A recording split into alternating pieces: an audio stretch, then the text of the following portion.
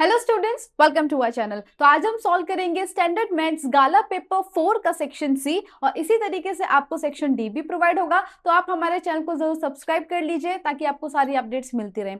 Board point of view से गाला बहुत important है, तो आप सब इसका सॉल्यूशन जरूर करना और ये वीडियो अपने फ्रेंड्स के साथ भी शेयर करना। और अगर आप बोर्ड एग्जाम की प्रिपरेशन और अच्छे से करना चाहते हैं तो आप हमारे कोर्स में भी ज्वाइन हो सकते हैं। हमारा कोर्स ऐप में है और ऐप की लिंक आपको डिस्क्रिप्शन में मिल जाएगी। चलिए स्टार्ट करते हैं आज का standard maths gala paper 4 section C. Section C आपका रहता है 18 मार्क्स का and you have to attempt any 6 questions out of 9 और हर एक क्वेश्चन 3 मार्क्स का रहेगा, तो 6 3 जा 18। क्वेश्चन नंबर 38 से लेकर 46 तक सेक्शन सी में होते हैं। देखते हैं हमारा पहला क्वेश्चन क्या है। Find the zeros of this polynomial and verify the relationship between the zeros and the coefficient. यानी कि पहले हम इसके जीरोस निकालेंगे अल्फा बीटा, उसके बाद अल्फा प्लस बीटा और अल्फा इंटू बीटा में वैल्यूज रख के चेक करेंगे। तो हमारा जो पॉलिनोमियल है वो है एक्स स्क्वायर माइनस 3, तो उसको हम लिखेंगे x square minus 3 equals to 0। -3 वहां जाएगा तो प्लस हो जाएगा, तो x square is equals to 3। अब रूट लगाएंगे तो एक्स स्क्वायर और रूट कैंसिल, तो यहाँ बचा एक्स, और जब भी रूट से नंबर बाहर आता है तो वो प्लस और माइनस दोनों में हो सकता है। रूट 3 बाहर आएगा नहीं, तो ये हो जाएगा प्लस माइनस रूट 3। क्लियर? इसलिए हमारा अल्फा हो जाएगा √3 और बीटा क्या हो जाएगा माइनस √3। ठीक है, अब हम रिलेशन वेरीफाई करेंगे। पहला क्या होता है, सम ऑफ द जीरोस, यानी कि alpha plus beta is equals to minus b upon a. अब देखो हमारे पास जो पॉलिनोमियल है ये वाला, यानी कि x square minus 3 equals to 0, यहाँ ए बी सी क्या है हम वो लिख लेते हैं। एक्स स्क्वायर का कोएफिशिएंट होता है ए, यानी कि ए हो गया 1। एक्स का कोएफिशिएंट होता है बी, लेकिन यहाँ पर एक्स है ही नहीं, तो इसलिए हमारे लिए बी हो जाएगा 0। फिर जो सी होता है वो क्या होता है, कांस्टेंट टर्म, यानी कि जो नंबर होता है अकेला वो सी होता है, तो यहाँ पे सी देके रखा है -3। क्लियर? तो बस इतना ध्यान रखना कि ए 1 बी 0 और सी कितना हो गया -3। अब हम वैल्यूज रख देंगे इसकी। अल्फा हमारा √3, बीटा है -√3, तो √3 plus -√3 is equals to minus B कितना है 0 और एक की वैल्यू कितनी है 1, तो हो जाएगा √3 plus minus -√3 is equals to 0। देखो 0 नीदर नेगेटिव नॉर पॉजिटिव, तो 0 रहेगा, ये कैंसिल हो जाएगा, 0 इक्वल्स 0। तो यहाँ पे ये रिलेशन हो गया वेरीफाइड। अब दूसरा रिलेशन होता है प्रोडक्ट ऑफ द जीरोस का। So product of the zeros यानी alpha into beta is equals to c upon a. Alpha है √3, बीटा है -√3 इज इक्वल्स टू सी की वैल्यू क्या है यहाँ -3 और ए है 1, तो -3 upon 1 plus minus minus √3 into √3 3 is equals to -3। तो यहाँ पे भी रिलेशन हो गया वेरीफाइड। क्लियर? चलो नेक्स्ट क्वेश्चन 39 नंबर है। Find the quadratic polynomial whose sum and the product of the zeros are। तो ये यहाँ पर जीरोस नहीं देके रखे हैं, सम और प्रोडक्ट ऑफ जीरोस ही देके रखा है डायरेक्टली, और हमको एक क्वाड्रेटिक पॉलिनोमियल इससे बनाना है। सम और ये प्रोडक्ट, तो अल्फा प्लस बीटा हो जाएगा √2 और प्रोडक्ट यानी अल्फा इंटू बीटा हो जाएगा 1/3। और पॉलिनोमियल को फॉर्म करने का फॉर्मूला क्या है, px is equals to x square, बाहर पहले k लिखेंगे और फिर बताएंगे which is not equals to 0, तो इसलिए ये हो जाएगा k in bracket x square minus alpha plus beta x plus alpha into beta where k is not equals to 0, है ना, यही होता है। अब हम यहाँ पे वैल्यूज रख देंगे अल्फा प्लस बीटा और अल्फा इंटू बीटा की, तो हो जाएगा k in bracket x square minus alpha plus beta क्या है √2, तो -√2x plus alpha into beta क्या है 1/3 where k is not equals to 0। अब हम एलसीएम लेंगे, अंदर एलसीएम क्या होगा 3 होगा, तो हो जाएगा divide by 1 divide by 1। LCM 3 है, इंटू 3 ऊपर भी इंटू 3, यहाँ 3 ऊपर भी इंटू 3, ठीक है। तो 3x² minus 3√2 plus 1 whole divide by 3 where k is not equals to 0, ठीक है। अब हम क्या करेंगे, k को और जो डिवाइड बाय 3 आया उसको हम बाहर ले लेंगे। यहाँ क्या था 2 डिवाइड बाय 3, तो 1/3 अगर हम बाहर ले लें तो ये हो जाएगा k/3 और फिर अंदर बचेगा x² 3x² minus 3√2x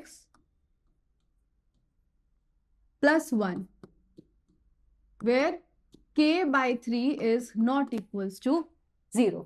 clear? तो हमारा जो रिक्वायर्ड पॉलिनोमियल है वो क्या आया, 3x² minus 3√2x plus 1 where k/3 is not equals to 0। Okay, चलो नेक्स्ट क्वेश्चन नंबर 40 है एपी से। 2 APs have the same common difference. तो 2 AP हमारे पास, उन दोनों का जो D है ना वो सेम है। The difference between their 100th term is 100। तो एक AP मान लो ये है और दूसरा AP ये, ठीक है। अब इन दोनों का जो कॉमन डिफरेंस है वो सेम है और इनका जो 100th टर्म है, यानी कि इसका 100th टर्म और इस AP का 100th टर्म, दोनों का 100 टर्म का जो डिफरेंस है, यानी कि जब हम उसको माइनस करेंगे तो कितना आएगा, 100 आएगा। तो हमको उनका 1000th टर्म का डिफरेंस फाइंड करना है।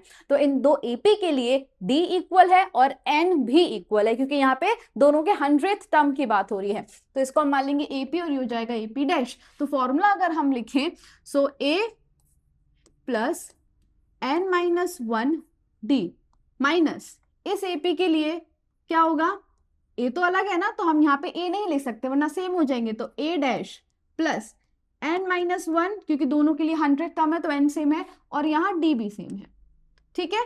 कितना देके रखा है, equals to 100, equals to 100। Next step में पुट करेंगे value. Okay, so A plus 100th term की बात हो रही है, तो 100 minus 1 D minus in bracket A dash plus 100 minus 1 D, ये हो जाएगा A plus 99 D minus bracket A dash plus 99 D। अब हम ब्रैकेट खोलेंगे, ठीक है।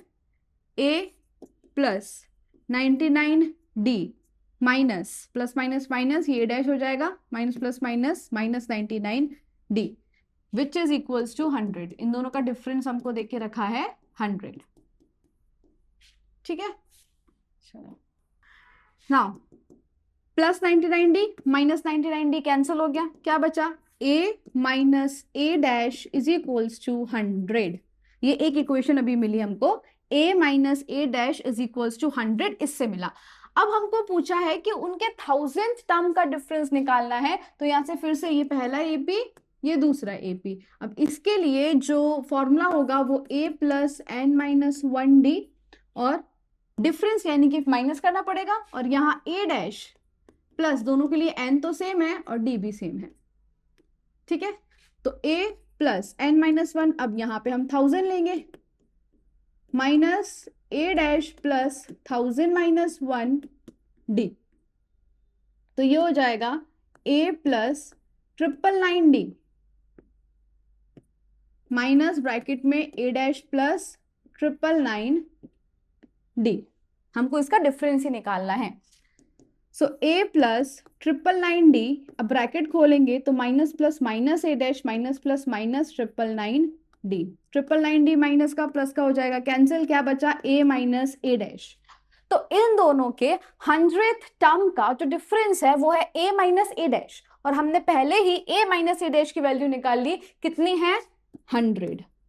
यानी कि इन दोनों AP के 1000th टर्म का डिफरेंस कितना होगा, 100। क्लियर है, समझ में आया। पहले जो गिवन था यहाँ दोनों AP को सामने रखना है, सबट्रैक्ट, क्योंकि डिफरेंस की बात हो रही है, इसको सबट्रैक्ट किया। दोनों के लिए N और D सेम है, A अलग है, इसलिए एक को A से रिप्रेजेंट किया, दूसरे को A डैश से। यहाँ 100 रखनी है वैल्यू, यहाँ 1000 रखनी है, लास्ट में A माइनस A डैश आ जाएगा जिसकी वैल्यू क्या है 100। क्लियर है? चलो नेक्स्ट क्वेश्चन नंबर 41, ये भी एपी से है। A spiral is made up of successive semicircles with centre alternate at A and B, starting with centre at A of radius 0.5, उसके बाद 1, फिर 1.5, फिर 2। इस तरीके से जो रेडियस है वो सेमीसर्कल का इंक्रीज होता जा रहा है। और ये स्पाइरल है, हमने कब तक बनाए? 13th consecutive सेमीसर्कल्स। ठीक है, ये स्पाइरल हम बनाते गए, यानी कि ऐसे हमने 13 सेमीसर्कल्स बनाए हैं। अब हो क्या रहा है, जैसे हमने स्टार्ट किया ए से, ठीक है, तो ये ए, फिर पहले हमने सेंटर क्या लिया? ए, तो इधर बनाया, फिर बी को लिया, फिर ये बनाया, फिर यहां से सेंटर ऐसे। इस तरीके से हम सेमी सर्कल बनाते ही जा रहे हैं। पहला जो सेमी सर्कल है उसका जो रेडियस है वो 0.5 है, ठीक है। दूसरा जो सेमी सर्कल है उसका रेडियस 0.5 से बढ़ गया, यानी कि 1, और फिर तीसरे का 1.5। तो यहाँ पे देख रहे हो कि 0.5 इंक्रीज हो रहा है रेडियस। लेकिन हमसे पूछा क्या है, What is the total length of such a spiral made up 13 consecutive semicircles? तो ये जो स्पाइरल है, ये जो पूरी ये 1 2 3 4 ऐसे करके जो 13 सेमीसर्कल बनेंगे, उनका लेंथ क्या होगा? लेंथ यानी कि पेरीमीटर की बात हो रही है, और पेरीमीटर को सर्कल में, सर्कल के लिए हम क्या बोलते हैं? सरकमफरेंस। तो यहाँ पर पूरा सर्कल तो नहीं बन रहा है, आधे आधे सर्कल बन रहे हैं, ठीक है। तो सेमी सर्कल बन रहे हैं 13।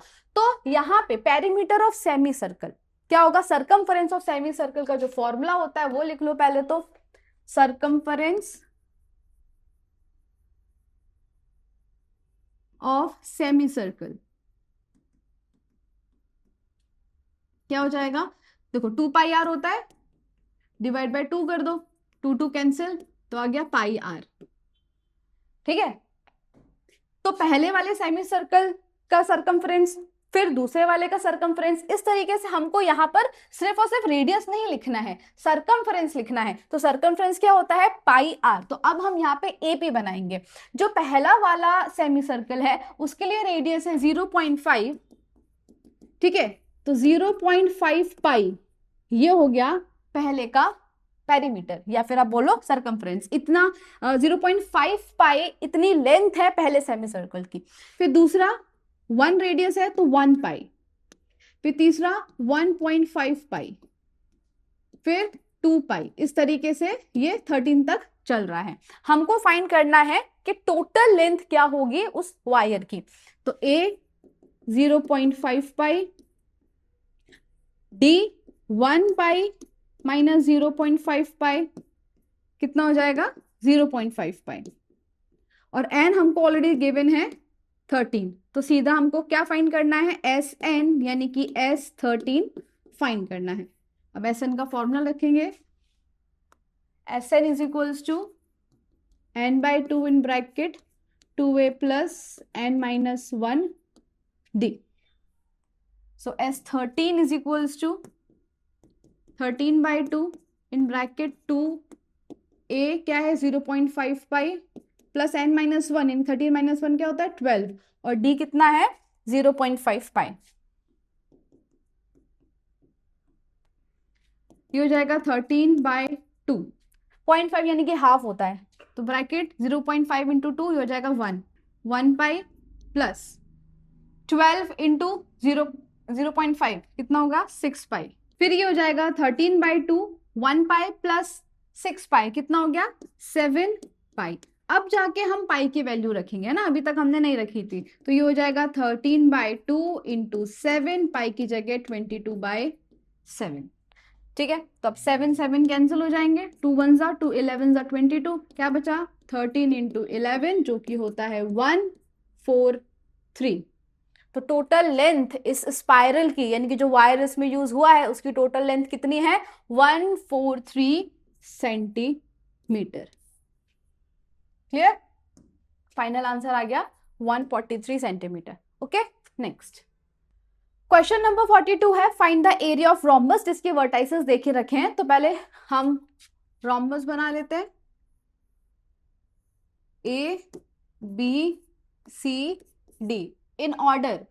तो ये पहला 3 0 हो गया, फिर ये 4 5, देन -1 4, और फिर -2 -1, ठीक है। ये सारे वर्टाइसेस लिख लिए। अब एरिया ऑफ रोम्बस क्या होता है पहले तो वो लिखें, उसके बाद फिर आगे करेंगे। एरिया of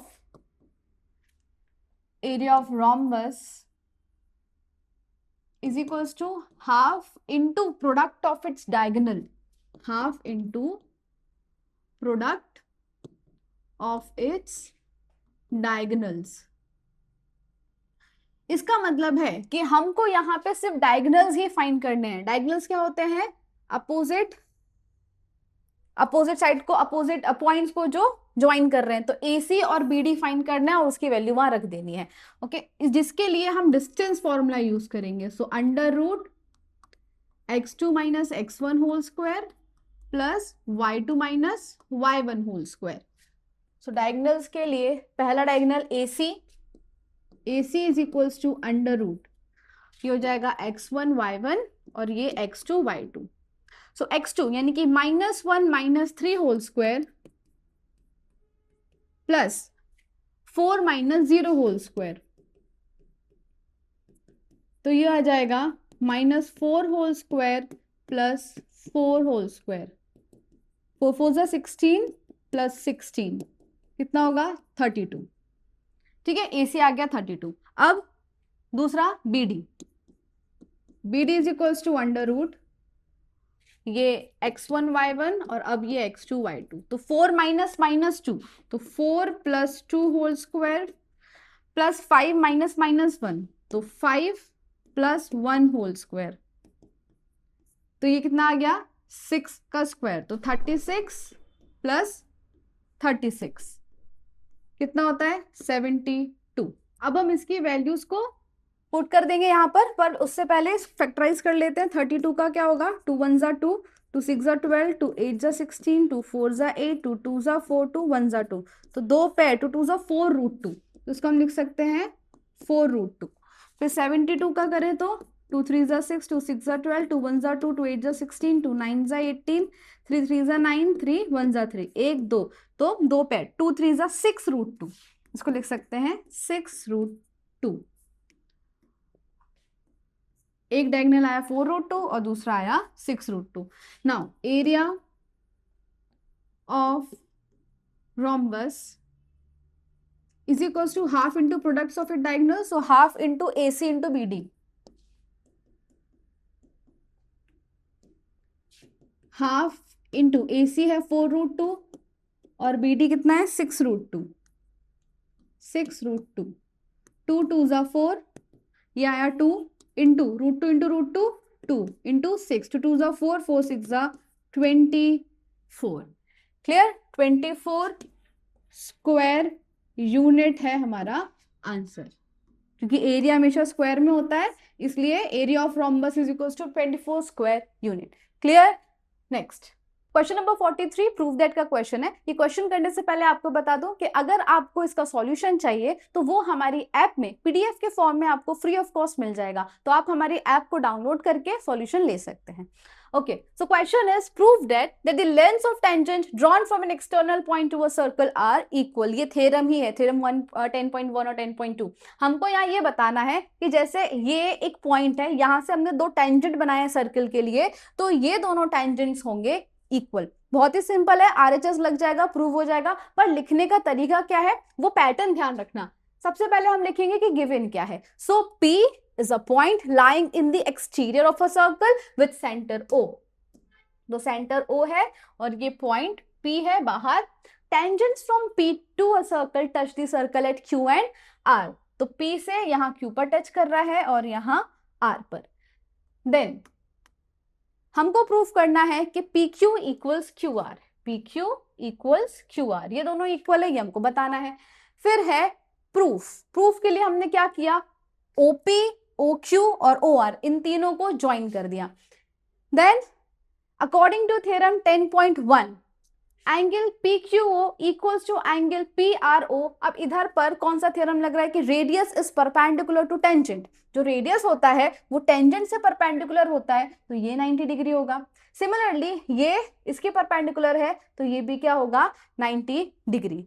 ठीक है, सो इन ट्राइंगल ये पूरा लिख देना कि angles formed by tangents and radius through point of contact are perpendicular, यानी कि रेडियस परपेंडिकुलर टू टेंजेंट। इतना लिखने के बाद हम यहाँ पे ट्राइंगल के हिसाब से लिखेंगे कि in triangle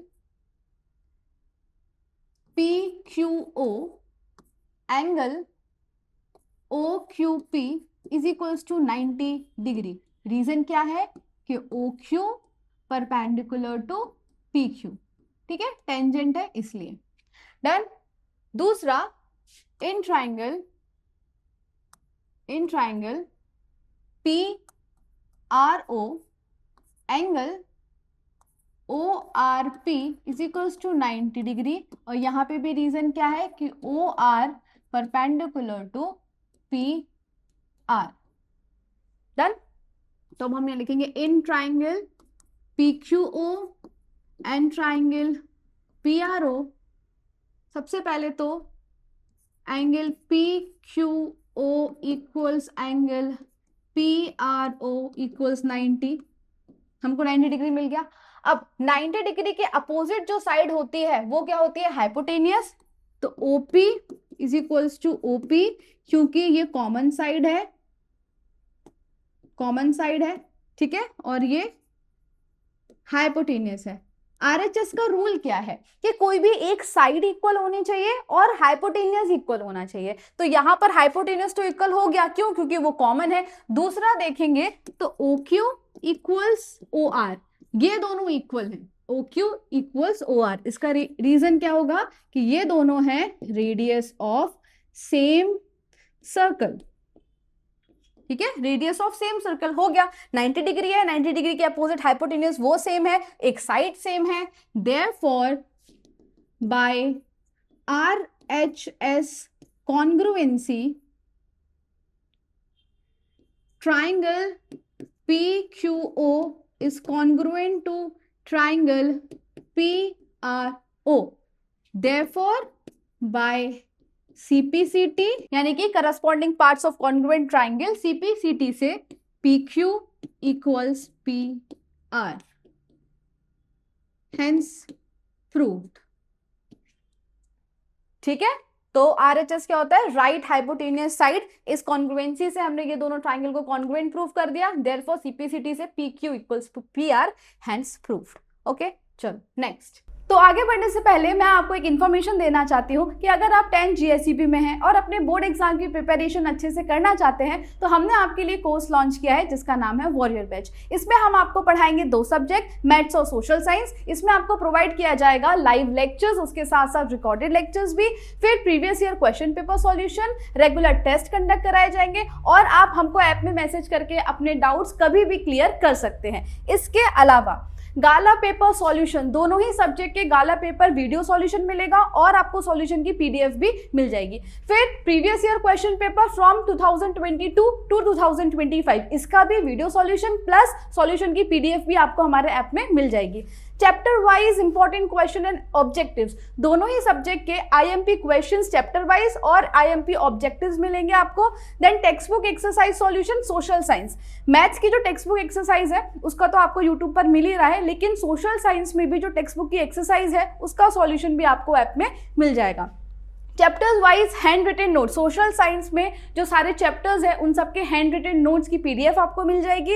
introduction plus exercise solution PDF, maths में आपको जितने भी चैप्टर्स हैं उनका इंट्रोडक्शन और सारे एक्सरसाइज की सॉल्यूशन की PDF, ये सारी चीजें हम हमारे ऐप में प्रोवाइड करेंगे आपको। हमारे ऐप का नाम है UGT, जो प्ले स्टोर पर अवेलेबल है, और अगर आप ऐप स्टोर से डाउनलोड करना चाहते हैं तो इसका नाम है माई इंस्टीट्यूट। तो आज ही हमारे ऐप को डाउनलोड कीजिए और कोर्स परचेज कीजिए। All the best. Question number 44 है, a circle is touching the side BC of triangle. ये देखो, ये ट्राइंगल है ABC, इसको एक्सटेंड कर दिया तो ये वाली लाइन सर्कल को Q पर टच कर रही है और यहाँ ये R पर टच कर रही है respectively. Prove that AQ is equals to half of parameter of ABC। अब ये छोटा सा ट्राइंगल है ABC, इसका हाफ करेंगे तो हमको AQ मिलेगा, ठीक है, AQ। अब इसकी शुरुआत होगी कौन से थ्योरम से, के पॉइंट जो अभी हमने यहाँ पे प्रूफ की, एक्सटर्नल पॉइंट से अगर हम कोई भी टेंजेंट बनाते हैं सर्कल पर तो वो इक्वल होता है, और यही हमको लिख देना है सबसे पहले तो कि tangents drawn from an external point are equal, ठीक है, ये हो गया। अब ये लिखने के बाद डायग्राम समझेंगे। ये एक्सटर्नल पॉइंट है तो बी क्यू और बीपी दो टेंजेंट्स हो गए, तो ये और ये बराबर होंगे। फिर सी एक्सटर्नल पॉइंट है तो सीपी और सीआर भी टेंजेंट हो गए, तो ये दोनों इक्वल होंगे। फिर ए एक्सटर्नल पॉइंट है तो ए क्यू और ए सी दो टेंजेंट हो गए, तो ये दोनों भी इक्वल होंगे। देयरफॉर लिखते हैं वहां पर BP is equals to B Q, then CP is equals to C R और A Q is equals to A are.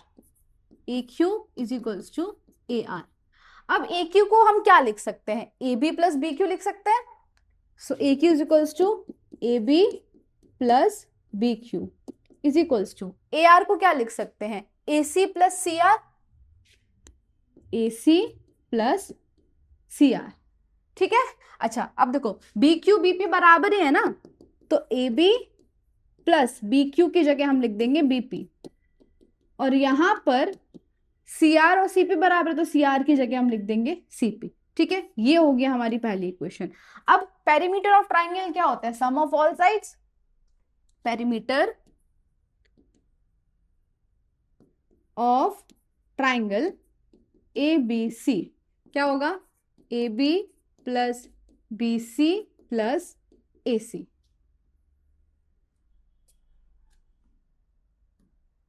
So A B plus B C plus A C, A B plus B C plus A C is equals to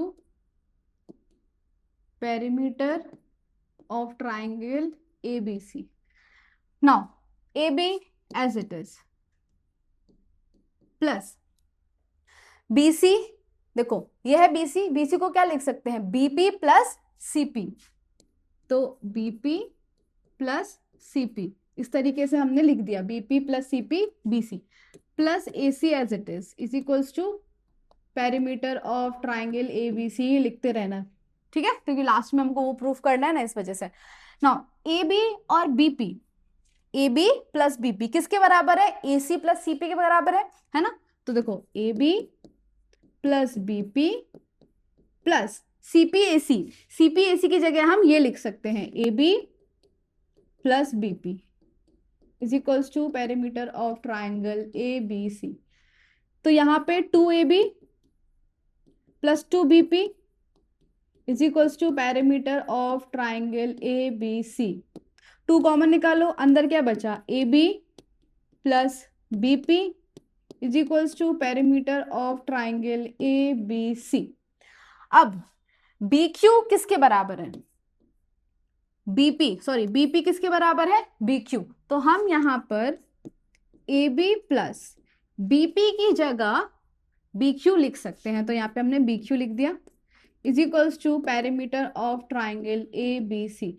अब diagram में देखो A B और B Q को add करो तो क्या मिलेगा, A B plus B Q, add करेंगे तो हमको मिलेगा A Q, 2AQ is equals to perimeter of triangle A B C. अब ये 2 वहां जाएगा, हाफ हो जाएगा, therefore AQ is equals to 1/2, उधर गया 1/2 of perimeter of triangle ABC, hence proved। Clear, समझ में आया। AB प्लस BQ, AQ ही होता है, तो ये 2AQ है, यहां जाएगा तो हाफ हो जाएगा, therefore AQ is equals to half of perimeter of triangle ABC। Done. चलो नेक्स्ट क्वेश्चन नंबर 45 है, a chord of a circle of radius 10 cm subtends a right angle at the center। तो ये cord है और ये cord centre पे right angle यानी कि 90 डिग्री का एंगल बना रहा है। Find the area of corresponding minor segment और मेजर सेक्टर। तो ये जो येलो वाला पोर्शन है ये माइनर सेगमेंट है और ये ग्रीन वाला मेजर सेक्टर है, तो हमको ये ढूंढना है। अच्छा सेगमेंट की हम बात करें तो सेगमेंट का एरिया निकालने के लिए हमको क्या करना पड़ता है, पहले सेक्टर का एरिया निकालेंगे, उसमें से ये जो ट्राइंगल है उसका एरिया माइनस कर देंगे तो जाके सेगमेंट का एरिया मिलेगा, ठीक है। तो पहला हमको पाइप 3.14 लेना है, रेडियस हमको 10 सेंटीमीटर देके रखा है और थीटा फिलहाल के लिए 90 डिग्री। तो पहला minor segment is equals to area of minor sector minus area of triangle. तो सबसे पहले हम निकालेंगे area of minor sector, theta by 360 into pi r square, तो 90 बाय 360 इंटू 3.14 आर स्क्वायर यानी कि 10 इंटू 10, डेसिमल हटाएंगे तो नीचे 100, 0 0 0 0 कैंसिल, 9 4 जा कितना होता है 36।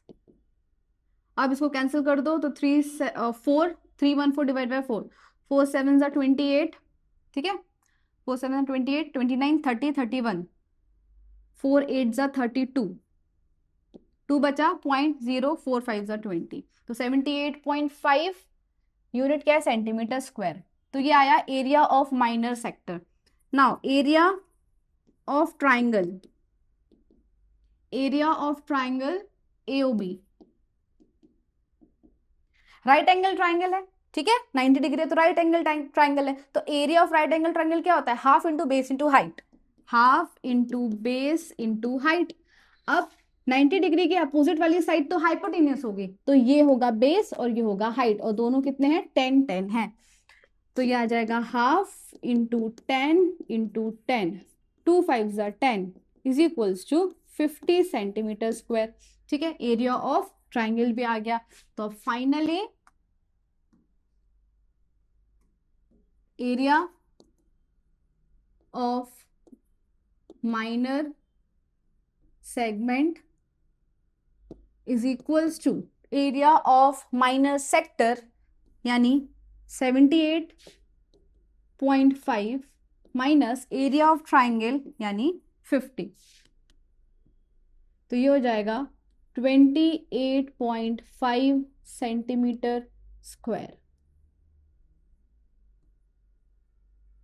ठीक है, area of minor segment is equals to 28.5 centimetre square. अब क्या बचा, area of major sector, okay, area of major sector, area of major sector, इसका क्या फॉर्मूला है 360 minus theta divide by 360 into pi r square.